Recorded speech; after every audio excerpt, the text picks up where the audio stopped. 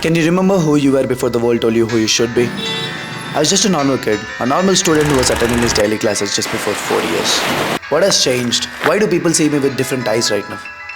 Well, I'm not sure of what exactly happened, but if there's one thing that I've learned in my life till now, it is this. Do what your heart tells you to do. You're not bound to follow the orders and become a slave that they want you to. Learn what you want to learn, do what you want to do, just prove them wrong. Never forget this.